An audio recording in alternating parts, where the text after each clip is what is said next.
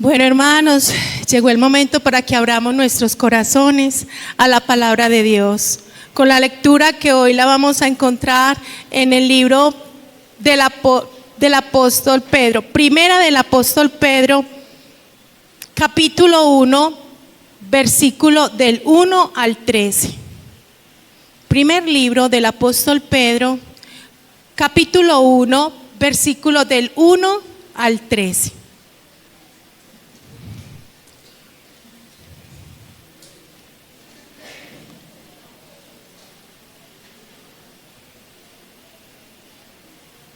Primer libro del apóstol Pedro, capítulo 1, versículo 1 al 13. Por eso, disponeos para actuar con inteligencia, tened dominio propio, poned vuestra esperanza completamente en la gracia que se os dará cuando se revele Jesucristo. Como hijos obedientes, no os amoldéis a los malos deseos que teníais antes cuando vivíais en la ignorancia. Mas,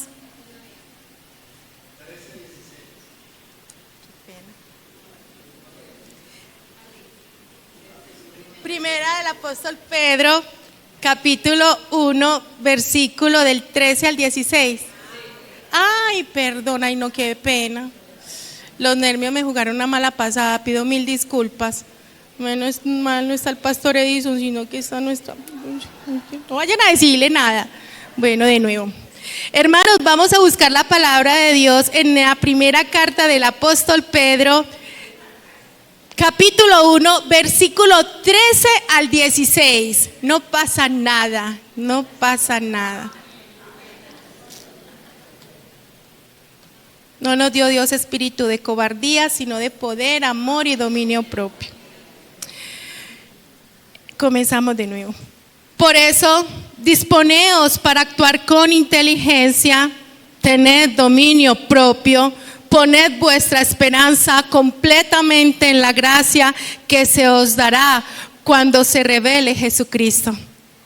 Como hijos obedientes, no os amoldéis a los malos deseos que teníais antes, cuando vivíais en la ignorancia. Más bien, sed santos en todo lo que hagáis, como también es santo quien os llamó, pues está escrito: sed santos, porque yo soy santo. Amén. Tomemos un tiempo de silencio y permitamos que la palabra de Dios nos ilumine y nos guíe. ¿Cómo puedo vivir una vida santa en un mundo que me invita a pecar?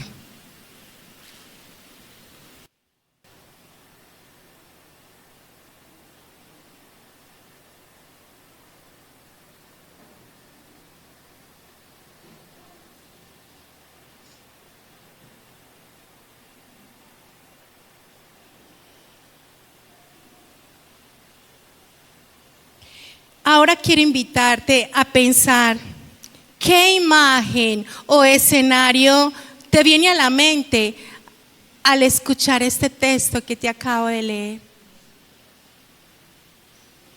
A mí particularmente se me viene a la mente como si hubiera una batalla entre mis debilidades y mis luchas y lo que Dios está demandando de mí.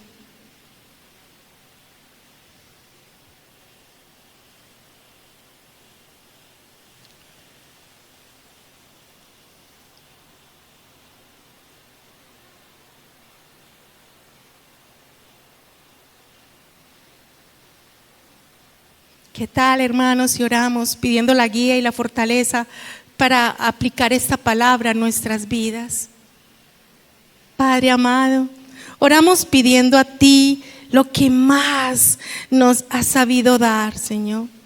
Nos has dado y nos has repartido gracia. Gracia para vivir como hijos de Dios, santos y apartados del pecado. Ayúdanos a vivir una intimidad contigo, a vivir de acuerdo a tu voluntad, conociéndote y obedeciéndote, permitiendo que tu propósito haya morada en nuestra vida, en el nombre de Jesús y para tu gloria, Señor. Amén. Que el Señor no aparte su presencia de nosotros. Ahora, hermanos, los niños y los adolescentes pueden pasar a la escuelita. Los adolescentes no. Solo entonces los niños. Los niños pasan a la escuelita con sus respectivos profesores.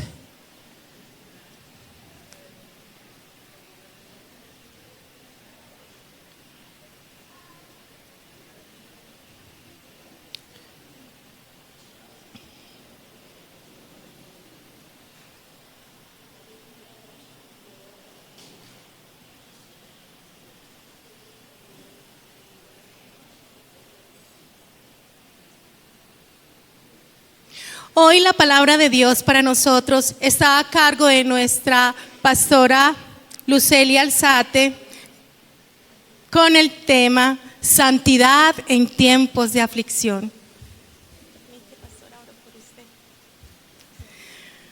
Bueno, amado Dios, gracias por nuestra pastora que ha hallado gracia delante de ti para ser uno de esos pilares fuertes que sostienen esta casa de oración, Señor. Gracias por su perseverancia y servicio, Señor. Gracias por ese amor que tiene por la iglesia, Señor. Que la palabra de hoy, que esa palabra que ella nos trae, Señor, por medio de ti, nos llene de esperanza, de fe y de gozo en el nombre de Jesús. Amén. Utilízala, oh Dios, para que nuestros corazones, Señor, hoy estén dispuestos a guardar esa palabra, Señor, y a practicarla. Amén y amén.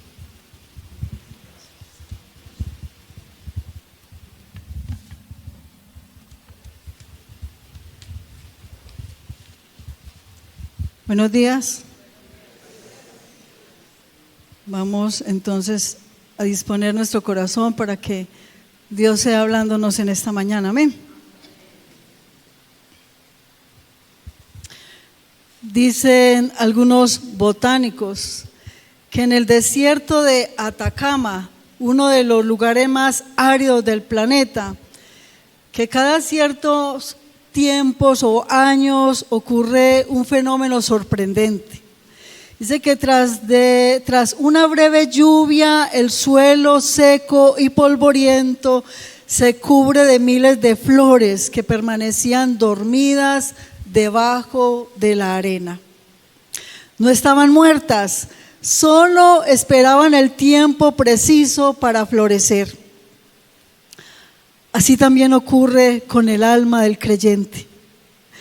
Dios permite lluvias de aflicción sobre nuestra vida, y estas no son para destruirnos, sino para despertar en nosotros una belleza que el dolor puede revelar.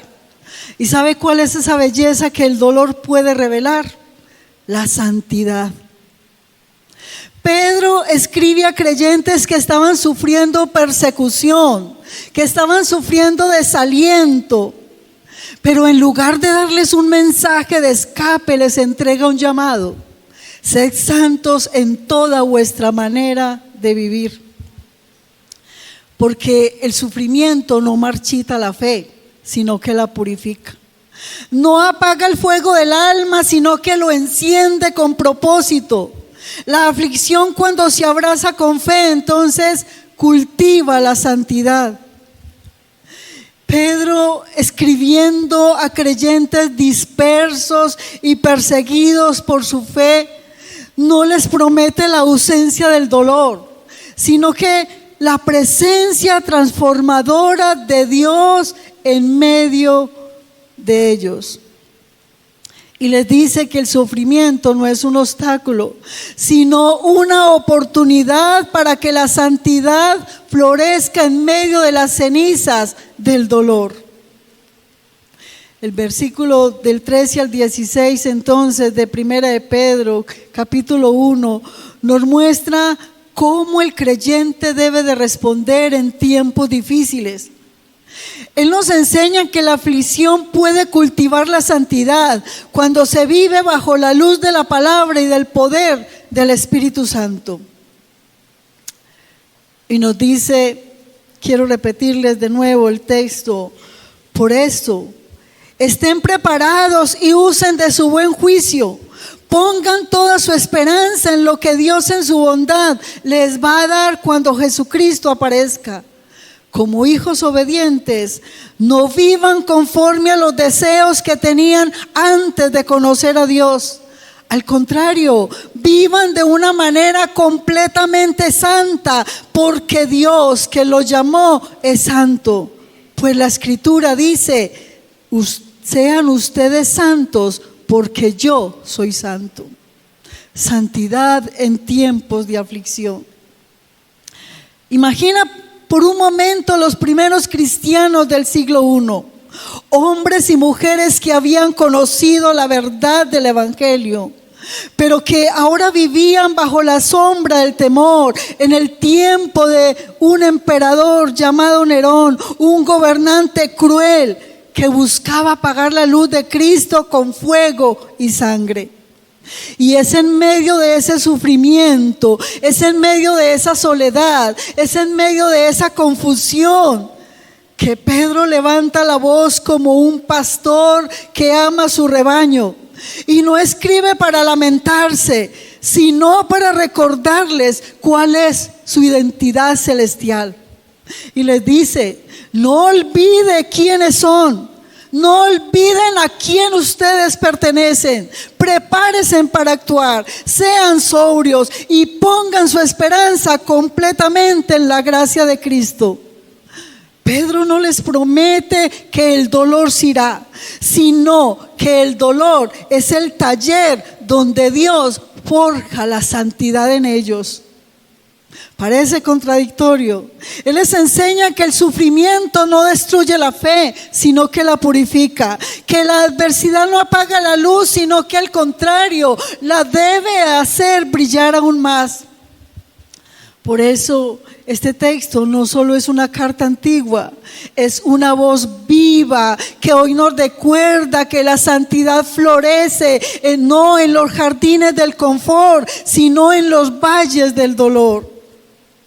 Cuando la aflicción llega, Dios no nos está alejando de Él, sino acercándonos más al carácter de Él. Después de levantar el corazón de aquellos creyentes perseguidos, Pedro les muestra el camino de la verdadera respuesta ante el sufrimiento. Él no los llama a la queja, Él no los llama a la desesperanza, sino a una santidad activa, a una fe que piensa, que actúa, que espera. Eso es lo que les dice: sed santos porque yo soy santo. Demuestren su santidad en medio del dolor. Podemos demostrar santidad en medio del dolor. Para una gran cantidad de personas, la aflicción nunca luce como bendición. Y sin embargo, el salmista en el Salmo 119:75 decía: bueno me es haber sido afligido para que aprendiera tus estatutos. Imagínense, él se sentía gozoso, él se sentía alegre y decía: bueno me es haber sido afligido, porque en ese tiempo de aflicción conocí tu palabra, conocí al Dios de la palabra. Frecuentemente asociamos la palabra santidad con castigo, con disciplina, a pesar que la razón por la cual Cristo fue a la cruz fue precisamente para eso, para hacernos santos.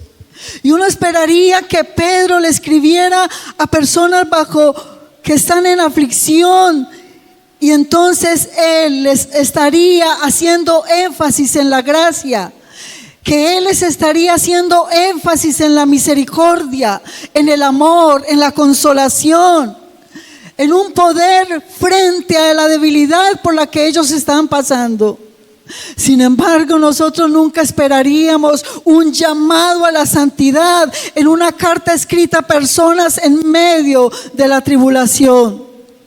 Pedro le da un giro totalmente diferente. No obstante, este llamado sí tiene todo el sentido del mundo. Pedro sabe que aquellos que atraviesan por tribulación son propensos a dos debilidades típicas de la naturaleza caída: a la desesperanza y a la mundanalidad. La desesperanza y desesperación puede resultar como fruto del dolor y como respuesta a no ver salida frente a determinada situación, frente a una situación tan difícil.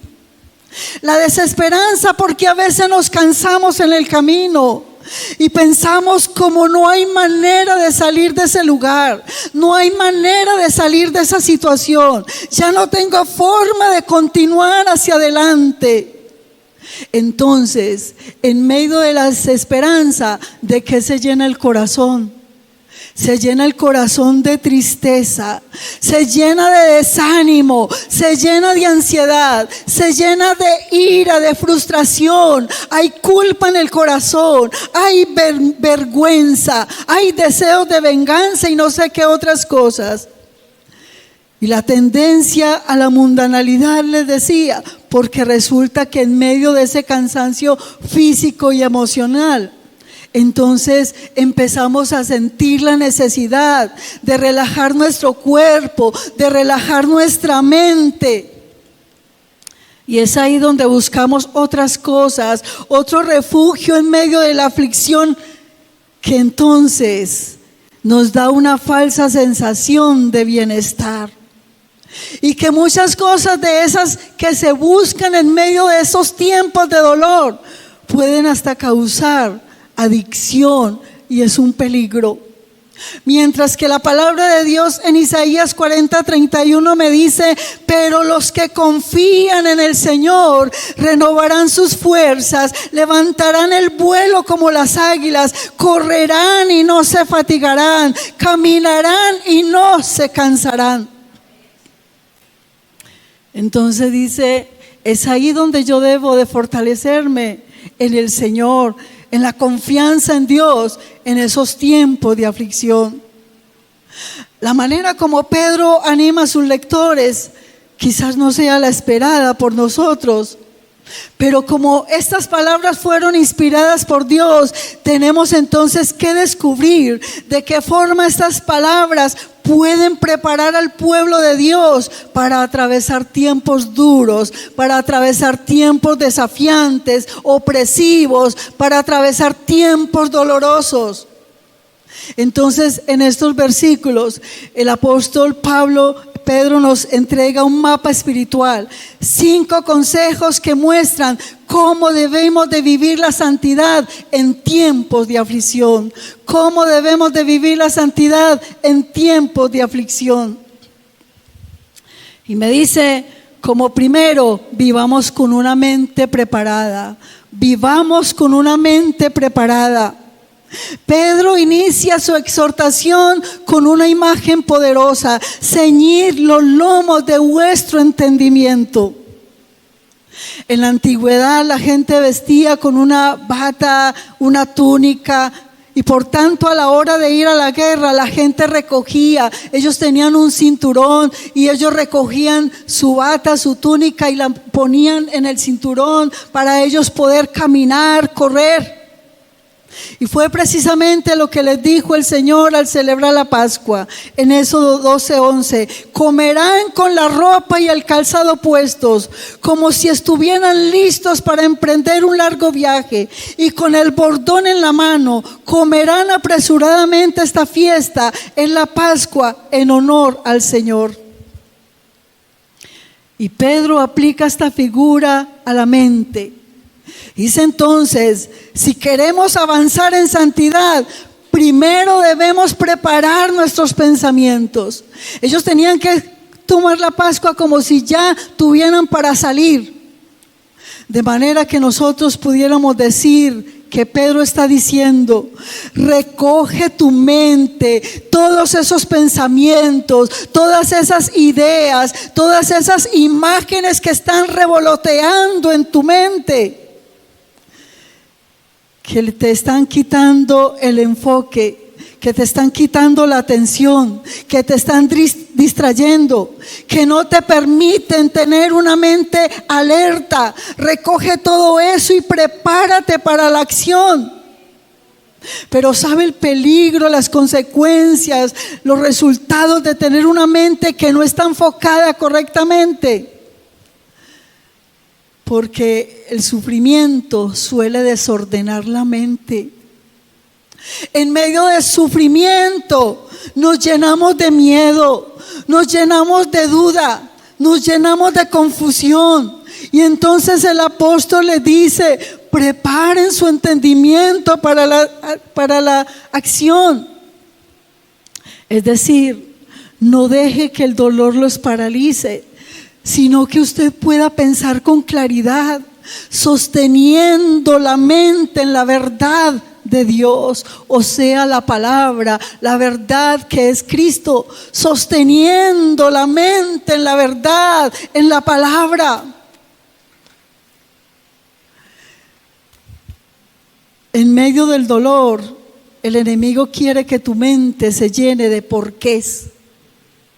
Pero Dios te invita a llenarla del para qué. El por qué busca culpables, el para qué busca propósito. La santidad empieza cuando decides pensar con fe en vez de reaccionar con temor. Si preparas tu mente, para la acción, entonces la aflicción no te destruirá, sino que te fortalecerá. Entonces, como primero, ¿qué nos dice? ¿Cuál es el primer punto? Vivamos con una mente preparada. Como segundo, vivamos con un corazón sobrio. Y les dice: sed sobrios. Después de llamar a preparar la mente, Pedro nos invita a una actitud del alma: sed sobrios. Y la palabra sobrio significa mantenerse despierto, alerta, con dominio propio. En otras palabras, Pedro está diciendo: no permitas que el dolor te embriague de desesperanza, ni que las emociones dominen tus decisiones. Ni que las emociones dominen tus decisiones. En los tiempos de prueba, el temor nubla el juicio, el enojo distorsiona la visión, la tristeza debilita la fe. Pero el creyente sobrio se mantiene en pie, porque su confianza no depende de las emociones, sino que depende de la firmeza de la palabra de Dios. Recordemos, ellos están bajo persecución, su mente está bajo presión, está bajo dolor, bajo terror. Entonces les dice: tú necesitas ser sobrio en espíritu para saber qué decisión tomas. En esos tiempos que llegan nosotros de aflicción, donde se nubla el juicio, donde no sabemos qué hacer, entonces es Dios donde nos dice: tienes que actuar con sobriedad, de acuerdo a la palabra de Dios. Una persona de espíritu sobrio es una persona que está bajo el control del Espíritu de Dios. Y eso es vital que yo le pueda recordar, porque es en ese control del Espíritu de Dios que me mueve en dirección a los propósitos de Dios. Es en ese control del Espíritu de Dios que hace que mi mente pueda enfocarse en la dirección en la que yo debo de enfocarme, y no en mis propias emociones, no en mi dolor, no en la frustración que yo estoy viviendo. Porque déjeme decirle que esa es la forma de reaccionar muchas veces en medio del sufrimiento. Job, por ejemplo, al perderlo todo, no perdió la sobriedad espiritual.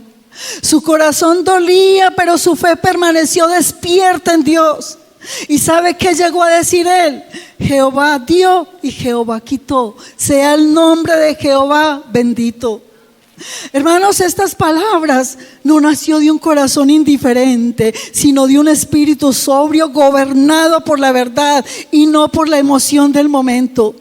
¿Quién puede en este tiempo, si nos sucediera lo que les pasó a Job, perderlo todo, perder sus hijos, perderlo? ¿Quién puede actuar con esta sobriedad y decir: Jehová dio, Jehová quitó, sea el nombre del Señor bendito? ¿Qué diríamos nosotros? La sobriedad espiritual es el equilibrio entre la emoción y la fe.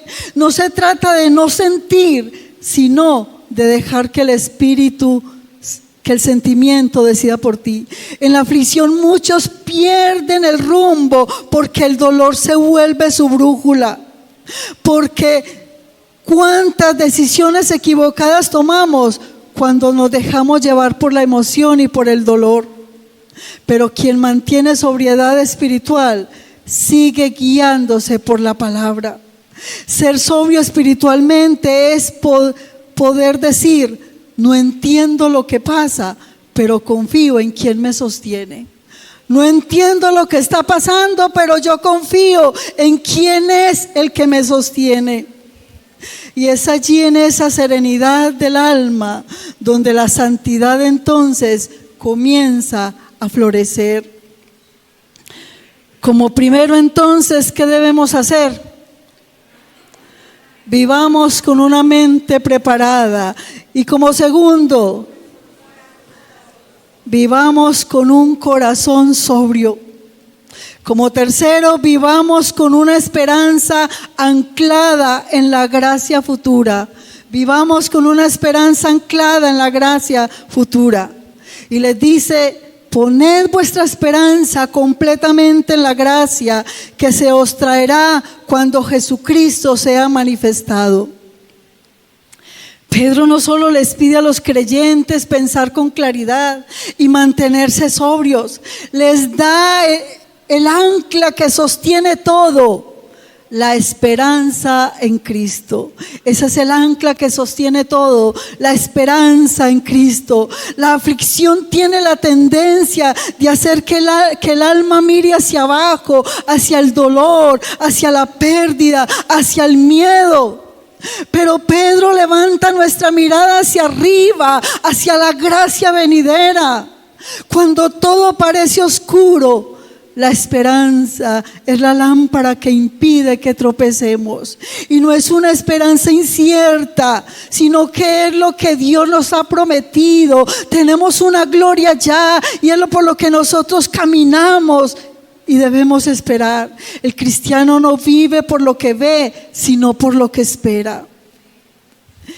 Es ese llamado claro que hay que reconocer: que yo vivo aquí abajo, pero tengo que tener mi mente allá arriba en el reino venidero. Que aquí abajo esta vida es insuficiente, que aquí abajo esta vida es insatisfactoria, que no hay manera de que yo pueda vivir satisfactoriamente, que aquí todavía nosotros tenemos lágrimas, que aquí todavía nosotros tenemos dolores, que aquí hay sufrimientos, que aquí hay pérdidas, que aquí hay decepciones, que aquí hay desilusiones, que aquí hay inseguridades, que aquí nos llenamos de temor.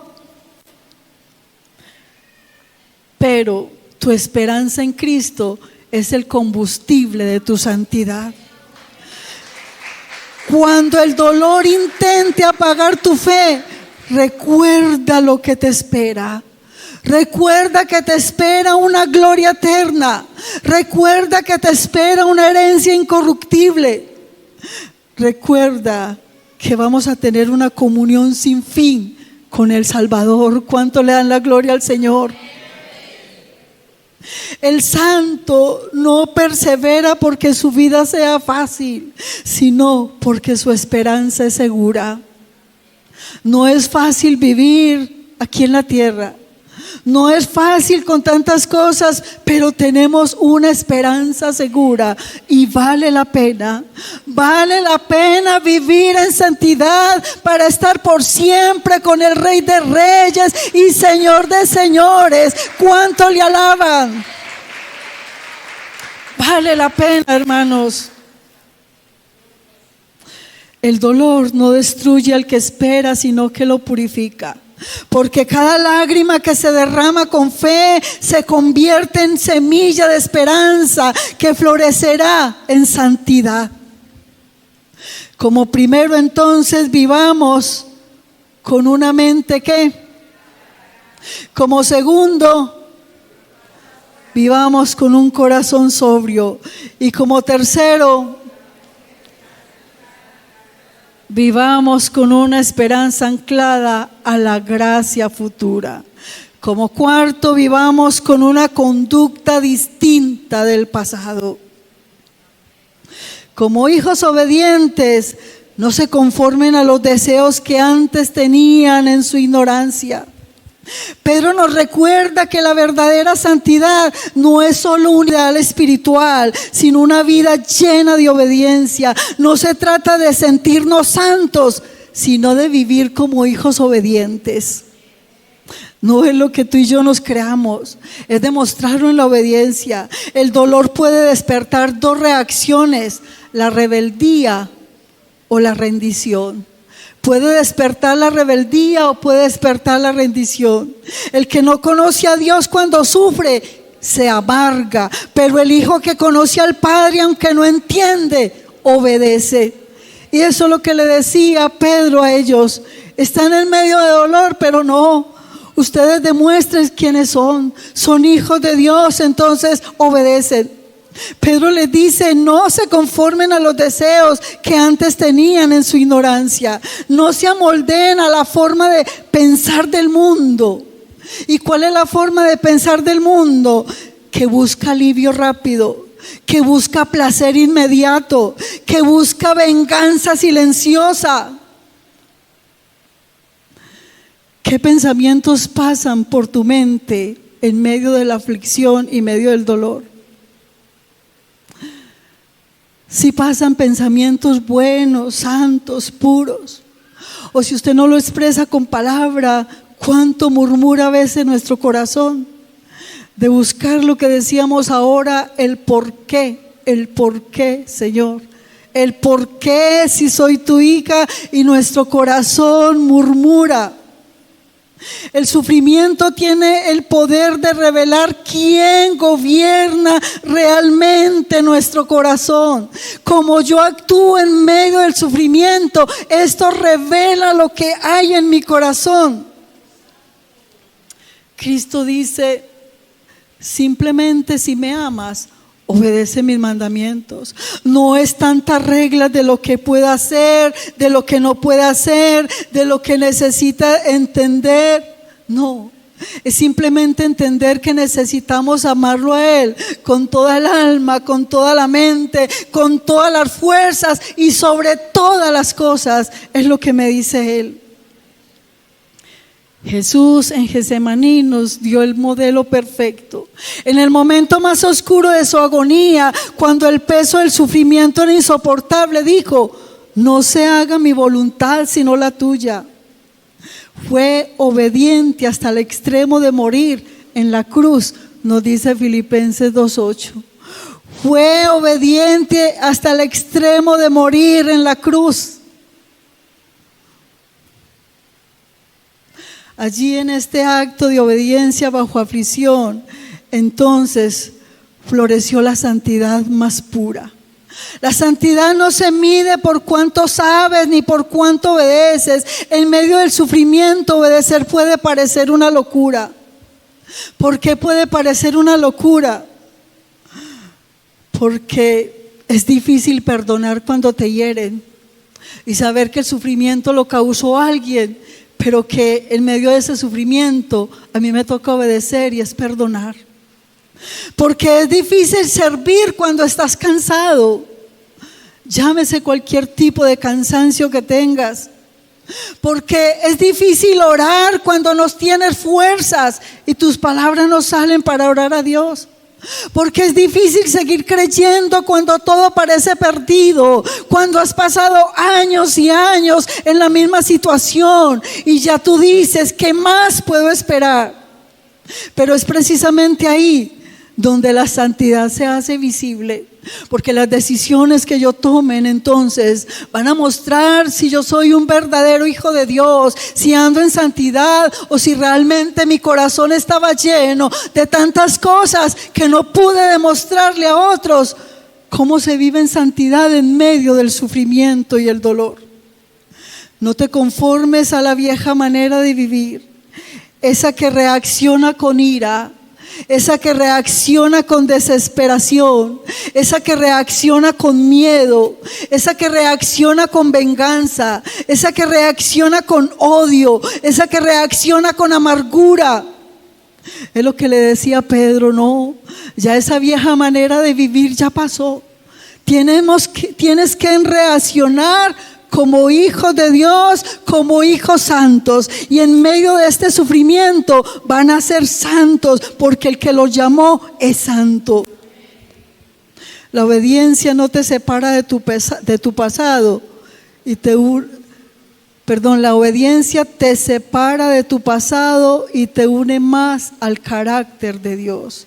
Y cada paso de obediencia en el valle del dolor es una semilla de gloria que germinará en santidad eterna. Y como quinto, vivamos reflejando el carácter de Cristo. Vivamos reflejando el carácter de Cristo. Y les dice: sino como aquel que os llamó es santo, sed también vosotros santos en toda vuestra manera de vivir, porque escrito está: sed santos porque yo soy santo. Pedro culmina su exhortación recordando la razón suprema de la santidad. ¿Cuál es la razón suprema de la santidad? Dios mismo. No somos santos por orgullo espiritual, ni por reputación religiosa. Somos llamados a ser santos porque nuestro Padre es santo. Y el contexto de sufrimiento no cambia este llamado, más bien lo revela.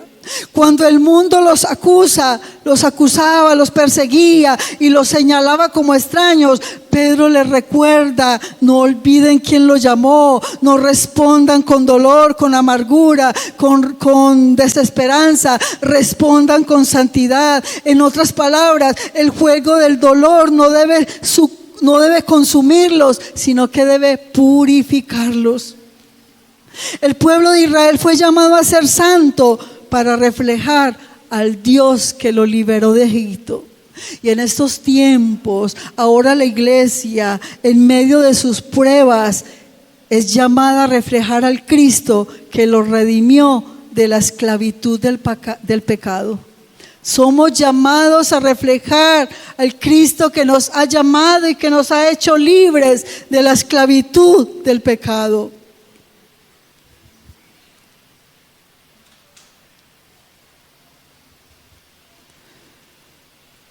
Jesús, aunque era hijo de Dios, tuvo que experimentar el sufrimiento para aprender y comprender plenamente el significado de la obediencia al Padre. Y aunque era hijo, mediante el sufrimiento aprendió a obedecer. Imagínense, Jesús, aunque era hijo, mediante el sufrimiento aprendió a obedecer al Padre. Es un ejemplo maravilloso que nosotros tenemos. Job, en medio del dolor, pudo decir: de oídas te había oído, mas ahora mis ojos te ven. Eso fue lo que él exclamó después de pasar todo ese sufrimiento. Si usted lee a Job en 42, capítulo 42, versículo 5, él pudo decir eso: de oídas te había oído, pero ahora mis ojos te ven. En medio de todo este sufrimiento podemos después darle la gloria a Dios y decirle: Señor, cuánto he aprendido en medio de lo que tú me has hecho pasar o lo que tú me has permitido pasar, pero nunca he comprendido que tú nunca me has abandonado, que en medio del sufrimiento y el dolor nunca el Señor nos ha dejado. El sufrimiento no destruyó a Job, sino que lo santificó, y en su fidelidad silenciosa reflejó la justicia, reflejó la paciencia, reflejó la pureza de Dios. Y eso es lo que nos llama el Señor a nosotros. La santidad no es perfección sin errores, sino que es perseverancia sin rendición. No nos vamos a rendir a pesar de lo que pase en cada uno de nosotros. Que cometeremos errores, lo cometeremos, porque la santidad no es perfección sin errores, pero que vamos a perseverar sin rendirnos. Cuando sufres y aún escoges amar, perdonar, cuando sufres y aún escoges servir, cuando sufres y aún escoges adorar, entonces estás mostrando el carácter santo del que habita en ti. Eso es lo que les decía Pedro: sed santos porque yo soy santo. El mundo no necesita ver cristianos sin problemas. El mundo necesita ver cristianos que en medio del problema sigan siendo fieles a Dios. Cada decisión santa en medio de la aflicción es un testimonio de que Dios vive en ti. Cada decisión santa en medio de la aflicción es un testimonio de que Dios vive en ti. La aflicción, entonces, como conclusión, no apaga la santidad, sino que la alimenta. El fuego de la prueba no destruye al creyente, sino que lo refina. Y en cada paso de obediencia, esperanza y pureza, el creyente se va pareciendo más al Dios que lo llamó. Así que cuando el sufrimiento toque tu puerta, no lo veas como enemigo, sino como el cincel que moldea la imagen de Cristo en ti. Y cuando el mundo pregunte por qué sigues siendo firme, podrás responder: porque aquel que me llamó es santo, y en medio del dolor quiero ser como Él. Sé santos porque yo soy santo, así me ha llamado el Señor. Vamos a cerrar nuestros ojos y vamos a meditar en esta palabra que el Señor nos ha dado en esta mañana.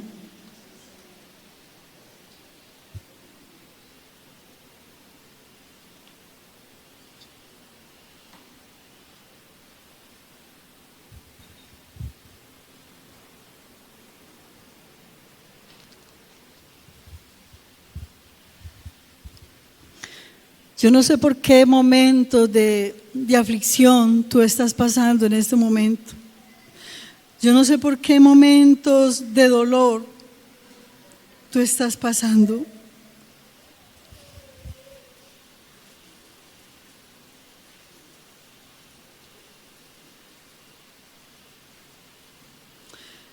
Pero digámosle al Señor: Señor, purifica nuestra mente en medio de todo esto. Renueva nuestra mente, Señor, que en medio del dolor y del sufrimiento, en medio de la prueba, Señor, está aturdida y no puedo pensar con claridad, Señor. Señor, en medio de todo este tiempo de sufrimiento y dolor, enséñame a vivir con esperanza, Dios. Enséñame a vivir con esperanza, Señor. Con esa esperanza de la gloria venidera, Señor. Enséñame a vivir con obediencia. Enséñame a vivir con santidad. Señor, que esas pruebas no me aparten de ti, sino que me acerquen más a ti. Y que el carácter de Cristo cada día sea forjado, Señor, en nuestra vida. Hasta que podamos reflejar, Señor, tu imagen, oh Dios, en todo lo que somos. Reflejemos tu imagen, oh Dios, en todo lo que somos, Señor.